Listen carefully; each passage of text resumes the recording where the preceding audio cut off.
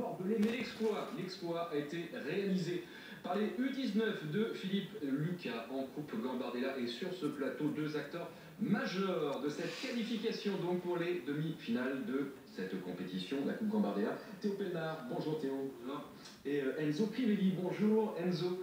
Deux hommes heureux sur ce plateau, bien évidemment, puisqu'ils ont écrasé Valenciennes en quart de finale de la Coupe Gambardella. C'était donc le week-end dernier. Peut-être un mot d'abord avec le buteur.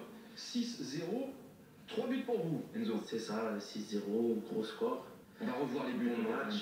Bon match et voilà, une qualification en demi-finale. Et... Ah, je vais vous demander de recommander justement ensemble. Ça, c'est le premier but. Hein. Le but de Younes, ouais. C'est de Younes Kabouni. Ouais, c'est ça, sur corner. Donc ça vient de la gauche. Là, c'est le deuxième but. Et ça, c'est vous, Enzo. C'est moi, ouais. Ouais, joli râteau. Joli râteau dans la surface. Ça a dit. Oh, la frappe. Ouais, pour l'instant, ces 3 buts, c'est que les caviars. Hein. C'est là, ça a dit après. Ouf. Ah oui, d'accord. Ouh là là là là. Et ça, c'est pas mal. Vous êtes là à la réception du travail de votre coéquipier. C'est ça. Deuxième but pour vous, Enzo. Et là, de la tête, en renard des surfaces, il rôde et il pousse le ballon pour défiler. Ah, le numéro 10, votre coéquipier, c'est Adi Sako, on est d'accord. On ne voit pas de face, on voit juste le numéro. Donc 3 buts pour Adi, 3 pour vous, c'est ça? Non, 2 pour Adi, 3 pour moi et 2 pour Younes. Et pour Younes, effectivement. Belle qualification, Théo. Vous êtes arrière-gauche, alors un arrière-gauche reconverti parce que jusqu'à présent vous étiez plutôt milieu-gauche. Hein. Ouais, je joue au milieu-gauche en CFA. Et là, ça fait à peu près 2 mois que je suis en latéral-gauche. Bon, ça se passe bien et puis on travaille. On va entendre votre entraîneur dans quelques instants nous lire au micro justement de Girondin TV, mais cette qualification elle a été acquise avec plus de facilité qu'au tour précédent, Théo. Oui, on a concrétisé les occasions assez vite avec le premier but de Younes. Et puis après Enzo il a remis une petite couche et puis on a 2-0 à la mi-temps. Et puis après, il y a eu Adi Sako qui a remis une autre couche dès le début de la deuxième mi-temps. Et puis après, on a un peu déroulé, donc c'était un peu plus facile. Vous attendiez une confrontation aussi simple, Enzo? Sincèrement, non. Enfin, elle n'était pas simple. On s'est rendu le match facile. Et...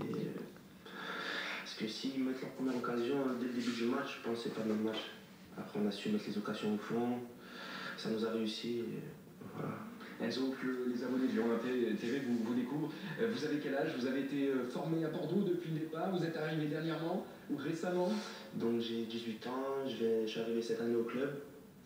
L'année dernière, je joue à Cannes. Sud-Est, vous êtes Sud-Est, c'est ça. Formé à Cannes alors? Formé, non. Enfin, j'ai joué dans des petits clubs avant, à Antibes. Après, j'étais à Albi, je suis revenu à Antibes. Après, j'étais au centre de formation à Cannes. Et là, cette année, je suis à Bordeaux, ça se passe bien. Donc vous avez été drafté, comme on dit, la saison dernière par les Girondins de Bordeaux. C'est ça, ils m'ont contacté et je suis venu cette année. Vous n'avez pas hésité? Non, je n'ai pas hésité. Ouais. C'est le bon choix, je pense, et on va voir par la suite. Vos ambitions, Enzo? Être professionnel. Oui. Comme tout joueur de centre de formation, je pense. Et voilà. Vous avez 18 ans pour l'instant? C'est ça, je viens d'avoir 18 ans il y a 2 mois. Donc la CFA peut-être l'année prochaine? L'année prochaine, c'est ça. Théo, vous êtes au club depuis un peu plus longtemps? Oui, 4 ans. Ouais. Je suis au club depuis 4 ans et avant j'étais à Toulon. Donc, on a 2 représentants du sud-est de la France là, sur ce plateau. Vous étiez à Toulon? Ouais, j'avais signé avec les Girondins à l'âge de 12 ans. Et ensuite j'ai fait ma préformation avec Aix-en-Provence pour l'espoir. Et ensuite je suis venu en centre de formation, je suis mes 3 années. Et là, première année de CFA. Ah, c'est votre première année de CFA? Ouais.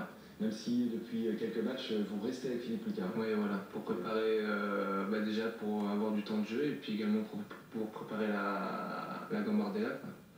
Comment ça se passe pour vous, messieurs? Vous êtes encore avec les Girondins 1 an, 2 ans, 3 ans? Ou quel type de contrat vous avez? Moi, j'avais un contrat de 2 ans en CFA, donc là il me reste encore 1 an. D'accord. Et puis, vous avez quel âge? Moi j'ai 19 ans. 19 ans. Je les ai eus il y a 1 mois. Et Enzo? Moi j'ai signé 3 ans. Il me reste cette fin de saison et 2 ans encore. Et 2 ans encore à suivre.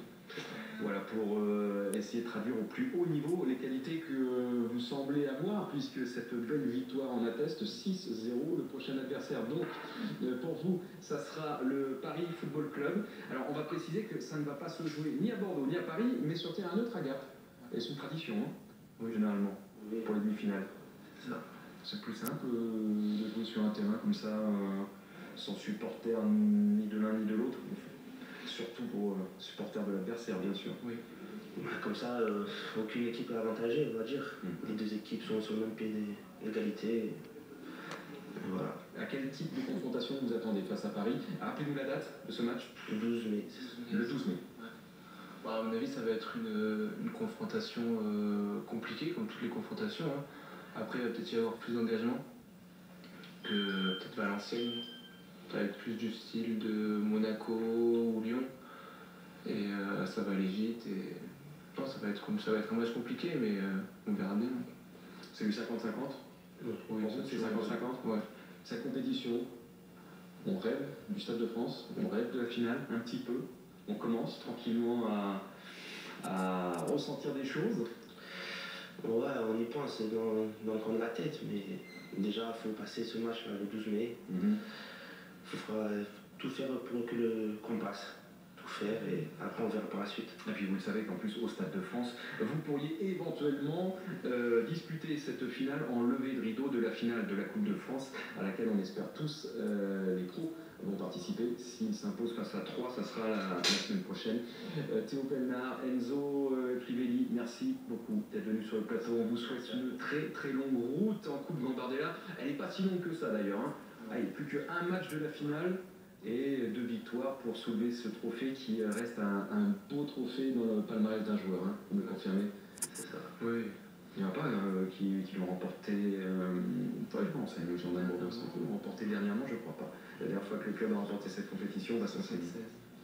On va bien évidemment suivre le prochain tour face au Paris Football Club. On vous suivra à Gap en route vers l'exploit, en route vers la finale. Théo, Pelnard, merci beaucoup. Merci. Enzo, merci beaucoup. Merci à vous. Et on va écouter, restez là quelques instants, juste par politesse, courtoisie, on va écouter votre coach Philippe Lucas. Ouais, une grande joie, un peu plus de tranquillité que les derniers tours. C'est vrai qu'on a eu le bonheur et les garçons ont fait ce qu'il fallait pour faire la différence rapidement. Et ça fait du bien d'avoir une fin de match relativement tranquille.